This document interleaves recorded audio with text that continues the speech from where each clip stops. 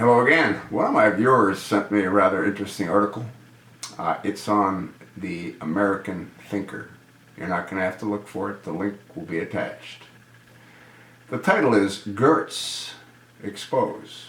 Pentagon docs show Obama supports Muslim Brotherhood. Well, to me this doesn't come as any kind of revelation, new revelation. I've said it for I don't know how many years now. The article starts off by saying Bill Gertz, a top Pentagon reporter for the Washington Times, has just reported that, quote, Obama secretly backed Muslim Brotherhood, end of quote. I don't think it's a big secret, do you? The Brotherhood is literally a fascist Muslim radical group from the Nazi period. Writes Gertz. President Obama and his administration continue to support the global Islamist militant group known as the Muslim Brotherhood.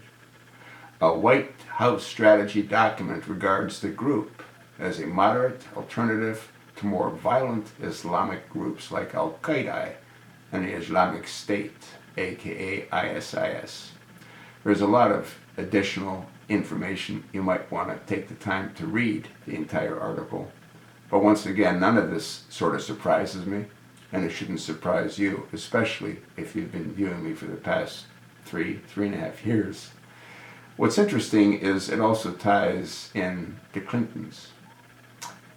It ties in the Carters, and, naturally, the Obamas. None of it should come as a surprise to anyone. What's interesting as well is when Hillary Rodham Clinton was Secretary of State, her confidant aide, Huma Abedin, was with her as they traveled the world together. The majority of the time that they spent just happened to revolve around the Middle East. And during their travels, millions upon millions of dollars were given to organizations like Hamas. And if you watched my videos back then, I also mentioned that a great deal of effort was spent by Hillary and by Huma fanning the flames of the Arab Spring. And what did that do? Well, that got rid of Mubarak, who was president of Egypt for over 30 years, a friend of Israel, and it put in a Muslim Brotherhood follower, Mohammed Morsi, who, by the way, now is on death row in an Egyptian prison. But that's a different story.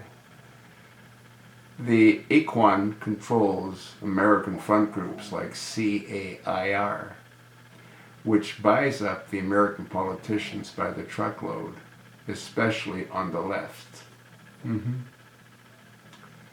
Now, I also posted a video a few days ago about the leader of CAIR that was arrested in a sex sting where he and his associates were planning on enjoying the pleasures that perverted men receive from having sex with 10-year-old children. His license plate, I believe, stated, invest in children. How sick can these people be? And this is the same organization that the Muslim Brotherhood supports and is part of, CAIR. Read the article. Let me know what you think. I told you what I think, and I told you what Bill Gertz from the Washington Times thinks.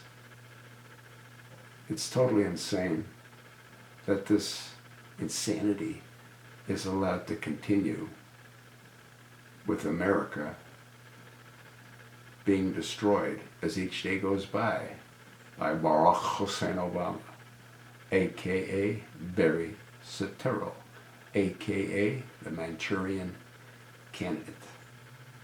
That's sort of what I think.